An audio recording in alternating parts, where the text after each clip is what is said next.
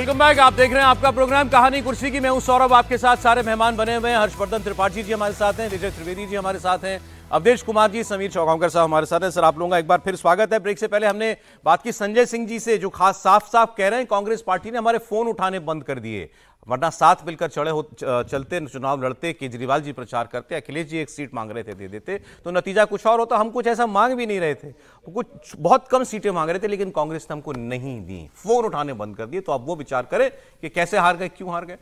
आगे की बात चले, हरियाणा और जम्मू कश्मीर तो हो गया, अब आगे जैसे प्राइम मिनिस्टर ने कल कहा, इसकी गूंज दूर तक सुनाई देगी। आज वो भाषण दे रहे थे, संबोधन कर रहे थे महाराष्ट्र की जनता को लेकर के सामने। सीधे उन्होंने कहा, आज कांग्रेस पार्टी बांटने वाली पार्टी है, हिंदुओं को जाति में बांटो, मुसलमानों के बीच में जाति है, उसकी कभी बात करो मत। ये अर्बन नक्सल लोग हैं, कम्युनिस्ट सोच के लोग हैं, इनका विचार केवल और केवल है हिंदुओं को डिवाइड करने का। ये बात उन्होंने आज कही, कल भी इस ओर उन्होंने इशारा किया था। आगे चुनाव कहां है, महाराष्ट्र जहां वो आज बात कर रहे थे, महाराष्ट्र के साथ झारखंड का चुनाव होगा, फिर दिल्ली का और बिहार का चुनाव आएगा। सब जगह चुनौती बहुत बड़ी है उनके लिए, सब जगह गठबंधन होगा उनके सामने, 50% वोट की लड़ाई होगी जो उनको लड़नी होगी। इसीलिए आज आपको आज प्रधानमंत्री की जो बातें हैं उसमें लोकसभा चुनाव में जिस किस्म के उनके भाषण होते थे या जो लकीर होती थी, उससे एक डिफरेंट बात, डायरेक्ट बात, सीधी बात, वो आपको दिखनी शुरू हो चुकी है। महाराष्ट्र में भी 4 दिन पहले उन्होंने क्या कहा, बटोगे तो सामने वाले की यहां महफिल जमेगी। योगी आदित्यनाथ का की वो डायलॉग क्यों वायरल हुआ है, बटोगे तो कटोगे, वो इसीलिए ये अब लग रहा है भारतीय जनता पार्टी की सेंट्रल थीम है, हिंदुओं बटो मत। जाति में वो तुम्हें विभाजित करने की कोशिश करेगा, उसके बहाने अलग अलग होंगे। कभी वो बात करेगा कि दलित के किचन में क्या बन रहा है, कभी वो बात करेंगे कि देश में जातिगत जनगणना का एक्सरे होना चाहिए, लेकिन ये है सब कुछ उसके लिए सत्ता में आने के टूल और हथियार, और तुम बटोगे, इसका नतीजा यही होगा।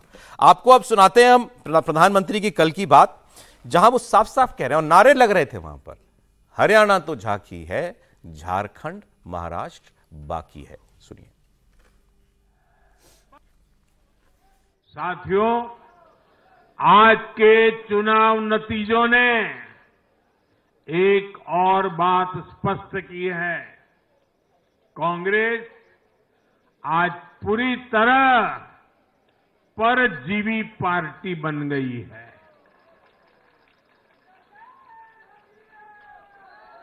यहां हरियाणा में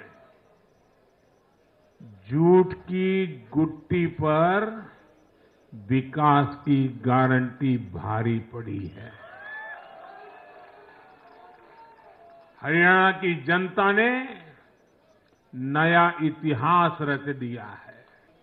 यहां के लोगों ने सिर्फ तीसरी बार हमारी सरकार नहीं बनाई, बल्कि हमें सीटें भी ज्यादा दी हैं और वोट शेयर भी ज्यादा दिया है।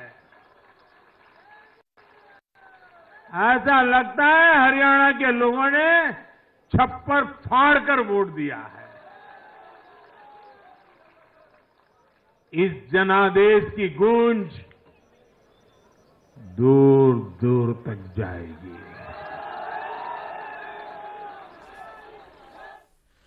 तो अब ये दिखाई भी देने लगा है इसके साइड इफेक्ट। सहयोगी तो अब खोलकर कांग्रेस पार्टी पर दबाव बना रहे हैं। उत्तर प्रदेश में उपचुनाव होना है 10 सीटों पर। आज की खबर है कि अखिलेश यादव ने 5 सीटें डिक्लेयर कर दी अपने उम्मीदवारों के नाम। उन्होंने 6 उम्मीदवार उन्होंने घोषित कर दिए हैं ऑलरेडी। अब कांग्रेस पार्टी पूछती रहेगी आपने इसमें तो ये सीट तो हमको चाहिए थी, ये सीट हमको, जो सीट उनकी थी वो भी उन्होंने, मतलब उनकी जो पहले से अच्छी सीट है जहां वो जीते भी हैं अभी लोकसभा में, वो सीट भी उन्होंने अपना उम्मीदवार उतार करके फाइनल कर दी है। समीर जी हमको बताएंगे सर, गूंज कहां तक सुनाई दे रही है, महाराष्ट्र में कुछ हलचल सुनाई दे रही है? निश्चित रूप से हरियाणा का जो परिणाम आया है भारतीय जनता पार्टी के पक्ष में, जिस तरीके से भारतीय जनता पार्टी ने बिना किसी के समर्थन के पूर्ण बहुमत की सरकार बना ली है तीसरी बार 10 साल के शासन के बाद, जिसे शायद भारतीय जनता पार्टी को बहुत उम्मीद नहीं रही होगी कि इतना अच्छा प्रदर्शन होगा। और जिस तरीके से कहा जा रहा था कि भारतीय जनता पार्टी सरकार नहीं बनाएगी, मुझे लग रहा है ये एक बहुत उत्साहित करने वाले परिणाम है भारतीय जनता पार्टी के लिए। क्योंकि तुरंत महाराष्ट्र में चुनाव होने वाले हैं और झारखंड में चुनाव होने वाले हैं। 26 नवंबर के पहले महाराष्ट्र में सरकार बनना है, किसी भी 1-2 दिन के अंदर आचार संहिता लग सकती है। तो निश्चित रूप से ये उत्साहित करने वाले हैं पार्टी के नेताओं को, पार्टी के कैडर को ये परिणाम उत्साहित करेंगे। देखिए, प्रधानमंत्री मोदी ने जो सीधा सीधा जाति को लेकर कहा है, कांग्रेस को लेकर स्पष्ट कि भाई, और 2 दिन पहले भी कहा था कि बटोगे तो बांटने वाले महफिल सजाएंगे। उसके पहले योगी आदित्यनाथ का बयान आया था, बटेंगे तो कटेंगे। संघ प्रमुख मोहन भागवत का 12 में जो बयान आया था कि हिंदुओं को इकट्ठा होना पड़ेगा, तो अब भारतीय जनता पार्टी सीधे सीधे मैसेज देना चाहती है कि अगर हिंदुत्व के नाम पर आप एकजुट रहोगे तो हम सत्ता में रहेंगे और जाति की बात कांग्रेस नहीं कर पाएगी। कांग्रेस हिंदुत्व के नाम, जाति के नाम पर लोगों को तोड़ना चाहती है और अपना उल्लू सीधा करके राजनीति में आना चाहती है, सत्ता में आना चाहती है। हरियाणा में तो महाराष्ट्र का अगर लोकसभा का चुनाव परिणाम देखेंगे 2024 का, तो सबसे ज्यादा नुकसान तो भारतीय जनता पार्टी को महाराष्ट्र में हुआ। सिर्फ 9 सीटें जीती भारतीय जनता पार्टी ने, और यह इसी कारण हुआ कि वहां पर जातिवाद चला जमकर और जाति के वोट टूटे, जो भारतीय जनता पार्टी के साथ हिंदुत्व के नाम पर एकजुट था, और भारतीय जनता पार्टी को नुकसान उठाना पड़ा। तो प्रधानमंत्री मोदी अब वही आगाह कर रहे हैं वहां के मतदाताओं को, अपने कार्यकर्ताओं को, कि जनता के बीच में जाइए, आप उनको अवगत कराइए, उनको बताइए कि हिंदुत्व के नाम पर इकट्ठा रहना है। कांग्रेस की जो जाति पे जहर घोलने की राजनीति है, जाति के नाम पर जो बांटने की राजनीति है, उससे बचना है। और हिंदुत्व के नाम पर सारे हिंदुत्ववादी विचारधारा के लोगों को, सारे राष्ट्रवादी विचारधारा के लोगों को इकट्ठे होकर एक साथ मतदान करना है। मुझे लग रहा है पार्टी ने अब लाइन तय कर ली है कि महाराष्ट्र का चुनाव हो या फिर झारखंड का हो या आने वाला बिहार का चुनाव हो या दिल्ली का विधानसभा चुनाव होगा, कांग्रेस को एक्सपोज करना है कि कांग्रेस जिस तरीके से जातिवाद की राजनीति और जहर समाज के अंदर घोलने की जो कोशिश कर सत्ता में आने की कोशिश कर रही है, समाज को अपनी सत्ता के लिए समाज को जो बांटने की कोशिश कर रही है, इससे जनता को अवगत कराना है। मुझे लग रहा है प्रधानमंत्री मोदी ने एक अपनी लाइन स्पष्ट कर दी है। अब पार्टी इसी लाइन पर महाराष्ट्र के चुनाव में आगे बढ़ने वाली है। और इन चुनावों के नतीजों के बाद क्या कांग्रेस के जो सहयोगी हैं उनकी बार्गेनिंग पावर बढ़ी है, कांग्रेस की कम हुई है? और वो महाराष्ट्र में दिख रहा है आपको। संजय राउत कह रहे हैं डिक्लेयर करिए साहब नाम उद्धव ठाकरे का सीएम के लिए। देखिए, उद्धव ठाकरे को तो मुख्यमंत्री बनाने की बात तो पहले से ही उद्धव ठाकरे की पार्टी लगातार करती रही है। शरद पवार और कांग्रेस नहीं चाहते कि चुनाव के पहले मुख्यमंत्री घोषित किया जाए, क्योंकि कांग्रेस को लग रहा है कि जिस तरीके से लोकसभा चुनाव में प्रदर्शन रहा है कि 13 सबसे ज्यादा सीटें उन्होंने लोकसभा की जीती, तो उन्हें लग रहा है कि अगर हम सबसे बड़ा दल अगर हम बने गठबंधन के अंदर, तो ऐसे में हम मुख्यमंत्री अपना बना सकते हैं। वो चुनाव के बाद तय करना चाहते हैं कि मुख्यमंत्री कौन होगा। लेकिन हरियाणा में जिस तरीके से कांग्रेस हार गई है, जम्मू कश्मीर में जिस तरीके से बुरा प्रदर्शन रहा है कांग्रेस का, अब सहयोगी दल प्रेशर कर रहे हैं। और उद्धव ठाकरे की पार्टी ने तो उम्मीदवारों की सूची भेज दी है कांग्रेस के पास कि आपके पास हम 10 तक का समय देते हैं, हाँ। आप 10 तक इसको फाइनल कर लीजिए, ये भी संजय सिंह वरना हम जारी कर देंगे। टाइम बहुत लगाते हैं तय करने में कुछ भी, लेकिन उद्धव ठाकरे ने बोल दिया कि 10 तक का आपके पास समय है, वरना सोमवार को हम अपने उम्मीदवार घोषित कर देंगे अपनी सीटों पर, आप देख लेना आपको क्या करना है, हम बहुत सारा इंतजार नहीं कर सकते। देखिए, अभी हरियाणा की भी बात हो रही थी। हरियाणा को लेकर कहा जा रहा है कि भाई हुड्डा ने अपने मनमानी की, लेकिन देखिए कुछ किरदार ऐसे भी है कि जिन्हें हम याद नहीं कर रहे, जिनकी बड़ी भूमिका रही है कांग्रेस की हार में। कांग्रेस ने 3 नेताओं को वहां का समन्वयक बनाया था। अशोक गहलोत को जिम्मेदारी दी थी, अजय माकन को जिम्मेदारी दी थी और बाबरिया को जिम्मेदारी दी थी। अशोक गहलोत को समन्वय बनाया था। क्यों बनाया था उनको बनाया इसलिए था कि शैलजा के बीच जो नाराजगी है, हुड्डा के बीच नाराजगी है, इसको आपको शांत करना है। जो कैंडिडेट विद्रोह करके चुनाव लड़ रहे हैं, आपको उनसे बात कर आपको उनको बिठाना है। अब अशोक गहलोत चले गए चंडीगढ़, बड़े 5 स्टार होटल में रहे। वहां जाते ही उन्होंने वहां के पार्टी कार्यकर्ताओं को सूची दे दी कि मुझे सुबह इतने बजे ब्रेकफास्ट लगता है, ब्रेकफास्ट में मुझे ऐसा नाश्ता लगता है, लंच में मुझे ये लगता है, इतने बजे मैं डिनर करता हूं, मैं गांधीवादी हूं, 7 बजे के बाद भोजन नहीं करता, ये चाहिए मुझे। सोमवार से लेकर शनिवार तक का उन्होंने अपना मेनू दे दिया। अब अशोक गहलोत 5 स्टार होटल में बैठ कर अपना आराम करेंगे और पार्टी में अगर शैलजा फोन करेगी, संजय सिंह कह रहे थे कि कांग्रेस के नेताओं ने फोन नहीं उठाया। शैलजा ने अशोक गहलोत को फोन किया, जिस तरीके से व्यवहार हो रहा था, अशोक गहलोत ने शैलजा का फोन नहीं उठाया। दीपक बावरिया इतना टेंशन में आ गए कि तो अस्पताल में भर्ती हो गए। उन्होंने कहा उसे लफड़े में पड़ना ही नहीं, अपन अस्पताल में चले जाओ, अशोक गहलोत निपटते रहेंगे बैठ के। शैलजा जी ने तो कोई कसर छोड़ी नहीं। अजय बोलने माकन में, तंवर को लेकर आए, उन्होंने कहा देखिए मैंने बहुत बड़ा काम कर दिया। शैलजा नाराज थी, मैं तंवर को लेकर आ गया, मैंने अपनी जिम्मेदारी पूरी कर दी। हाँ। तो अशोक गहलोत बताए ना कि वो 20 दिन वहां पर रहे चंडीगढ़ के होटल में पार्टी के बीच समन्वय करने के लिए। उन्होंने क्या किया अशोक गहलोत ने, जिनको वहां समन्वय बना एक मुलाकात ही करा देते भूपेंद्र हुड्डा से। अरे शैलजा का फोन नहीं उठाया, शैलजा के फोन नहीं उठाया अशोक गहलोत ने।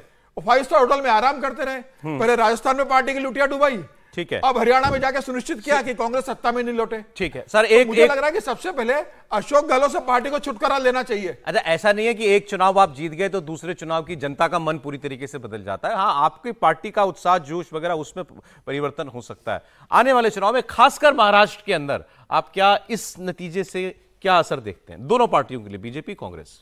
देखिए, सबसे बड़ा असर तो यही है कि दोनों के जो सहयोगी हैं वो थोड़ा अंदाज उनका बदल गया। कांग्रेस के संदर्भ में अगर कहें तो जिस कांग्रेस का महाराष्ट्र में सबसे अच्छा प्रदर्शन रहा, अब उसको संजय राउत भी कह रहे हैं कि तय करो तय करो, प्रियंका चतुर्वेदी भी ज्ञान दे रही हैं, उनको दूसरे लोग भी ज्ञान देंगे। अब भारतीय जनता पार्टी के जो सहयोगी हैं, एकनाथ शिंदे हो, अजित पवार, उनको ये समझ में आ रहा है कि भैया मोदी मैजिक अभी भी बना हुआ है, संगठन की इनकी ताकत बड़ी है, कुछ लोकल चीजें गड़बड़ा जाए तो बात अलग है, वरना इनकी स्थिति अच्छी है। तो एक तो बार्गेनिंग दोनों के बीच की अलग हो जाएगी। दूसरा क्या होगा कि भारतीय जनता पार्टी फिर से अब ड्राइविंग फोर्स बन गई, जो महाराष्ट्र में जहां हम उसको 120, 122, 125 सीटें जो जीती हुई भारतीय जनता पार्टी थी, जिसपे देवेंद्र फडणवीस ने सरकार बनाई थी, जब मैं मुख्यमंत्री की बात कर रहा हूं, उसके बाद फिर वो उप मुख्यमंत्री बने जो समझौते हुए, तो कहीं ना कहीं जो बीजेपी का वर्कर है उसका मोरल बहुत हाई होगा, वो इस तरह की उम्मीदें कर रहा होगा, और अब सीट शेयरिंग में वो चाहेगा कि जहां जहां उसका बहुत अच्छा प्रदर्शन रहा या किसी वजह से गड़बड़ गया। एक जो और सबसे बड़ी चीज होगी कि भारतीय जनता पार्टी अब ये तय करेगी क्या अजीत पवार की वो जो हम क्या कितना 10% बोले थे, कितना बोले थे, इतना ही बोले थे, 10% मुसलमानों को, तो उस पे भारतीय जनता पार्टी कैसे जाएगी? क्योंकि नरेंद्र मोदी तो साफ साफ कह रहे हैं कि हिंदू वोट बटेगा तो कटेंगे। योगी आदित्यनाथ कह रहे हैं, राष्ट्रीय स्वयंसेवक संघ के सरसंघ चालक मोहन राव भागवत कह चुके हैं, अभी विजयदशमी उद्बोधन होगा तो फिर से वो कहेंगे। तो मुझे लगता है कि जो जिसको क्या कहते हैं कि जिसके इर्द गिर्द विमर्श घूमेगा वो भारतीय जनता पार्टी ने बदल दिया है। अब इसी के आधार पर जो महाविकास अघाड़ी है उसका भी जो नैरेटिव है, जो थीम है, वो सब तय हो। कल आप ही लोग कह रहे थे या और मेहमान कह रहे थे कि इसमें एक सबक ये भी है कि आप ऐसे लोगों को पार्टी में मत लाइए जिनका आपसे कोई वैचारिक जोड़ ना हो, जुड़ाव ना हो, नहीं तो ऐसे में अजीत पवार का क्या करेंगे? देखिए, अजीत पवार को लेकर भारतीय जनता पार्टी के भीतर बहुत असहजता है। संघ तो बिल्कुल नहीं चाहता, लेकिन संघ चूंकि सीधे कोई दखल नहीं देता है, लेकिन इतना तो जरूर है ना, वो चाहता है कि ऐसे लोग आए जिनके साथ आप आखिर में कहते हैं ना कि आप समाज प्रबोधन भी करेंगे, लोगों को बताएंगे भी, तो यही बताएंगे ना कि अच्छे लोगों को दीजिए, जो राष्ट्र के लिए सोचता हो उसको दीजिए, जो भ्रष्टाचारी ना हो उसको दीजिए, जो अगर हम साफ साफ कहें मुस्लिम अपीजमेंट ना कर रहा हो उसको दीजिए। तो ऐसे में अजीत पवार जैसे लोग उस खांचे में फिट नहीं बैठे। लेकिन भारतीय जनता पार्टी में ही एक वर्ग है जो कह रहा है कि भाई देखो, लोकसभा हो गया, विधानसभा के समय ऐसी बहुत सी सीटें हैं जहां ये असर डालेंगे। ये द्वंद्व है भाजपा का। मुझे लगता है कि भाजपा को इससे निकलना चाहिए, आयातित लोगों को ज्यादा हिस्सा देने से बचना चाहिए। बाकी तो पार्टी बड़ी होगी तो लोग आएंगे और देना। आने वाले चुनाव में इस जीत का परिणाम क्या, असर क्या होगा? आप बोल लीजिए, एक लाइन बोल लीजिए।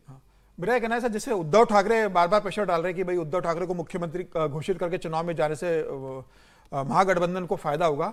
महायुति में अगर देवेंद्र फडणवीस को अगर मुख्यमंत्री घोषित किया जाए या देवेंद्र फडणवीस को चेहरा बनाया तो निश्चित रूप से भारतीय जनता पार्टी को फायदा बात उठाएगी, उठाना चाहिए, क्योंकि वहां पर जमीनी स्तर पर जो सेंटिमेंट्स है वो देवेंद्र फडणवीस के फेवर में 5 साल के ऊपर है। मुझे लग रहा है पार्टी को विचार करना चाहिए। इस पर मेरा सवाल ये था, एक तो ये जो बात हम लोग कर रहे हैं कि चुनाव पर, आने वाले चुनाव पर क्या असर पड़ेगा, दूसरा प्राइम मिनिस्टर को भी जो आपने सुना बोलते हुए, लाइन बिल्कुल डायरेक्ट लाइन थी, इसकी जरूरत थी बीजेपी को? देखिए, कोई विजय महत्वपूर्ण नहीं होता है, उस विजय के ठीक जो अंडर करंट है उसके मूल बिंदु को पहचानने के बाद, जो आपने पूछा कि दूसरे राज्य में कैसे बदल जाएंगे, फिर उसको सशक्त करके जब हम आगे बढ़ाते हैं तब वो प्रभाव डालता है।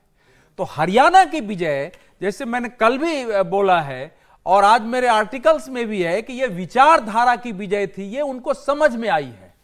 उस समय बोलते समय वही 3-4 पॉइंट मुझे छूट गए थे, उसी से इसका उत्तर मिल जाएगा कि इस समय 3-4 पॉइंट बहुत छोटे छोटे हैं। भारतीय जनता पार्टी को केंद्रित पूरे भारत में, दक्षिण भारत के कुछ राज्यों और पंजाब को छोड़ दीजिए, तो हिंदुत्व और उससे जो एक पुनर्जागरण, राष्ट्रीय और सांस्कृतिक पुनर्जागरण, उसके आधार पर एक बेसिक वोट बैंक कायम है जो 18 से 20% तक है।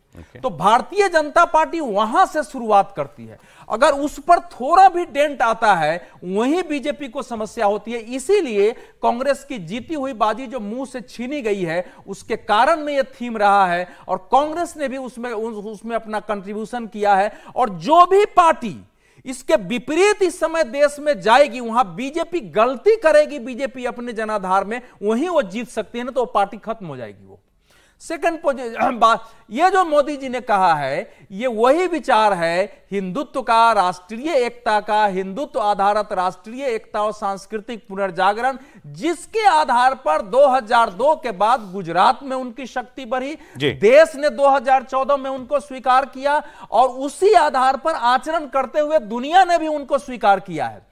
उनकी जो बातों का महत्वपूर्ण पार्ट था वो ये था, और आज चूंकि उन्होंने खुल के बोला है, पहले भी थोड़े गाहे बगाहे बोलते थे और हम सब लोग बोलते थे कि ये जो देश में धारणा बनाई है कि हिंदू समाज को तोड़ो जाति के आधार पर और दूसरे समाज में भी जो गए हैं उनकी जाति की बात ही मत करो कि वो तो एक है, जबकि इधर भी नहीं है उधर भी नहीं है, इधर धोबी है उधर धोबी है, इधर करने वाले उधर जुलाहा है, सारे हैं, और उनके यहां शादी विवाह नहीं होती है। ठीक है सर। वहां भी जाने पर तो मोदी जी ने जो कहा है वो आने वाले भारत के सामाजिक, सांस्कृतिक, राजनीतिक दोनों दृष्टि से है। Right sir. महाराष्ट्र के लिए एक थीम है चुनाव लड़ने की, दूसरी पार्टियों को भी इसके अलावा उन्होंने ऐसी स्थिति पैदा कर दी है कि या तो कांग्रेस बाकी इस लाइन पर आए या फिर जनता उसके बारे में तय करे।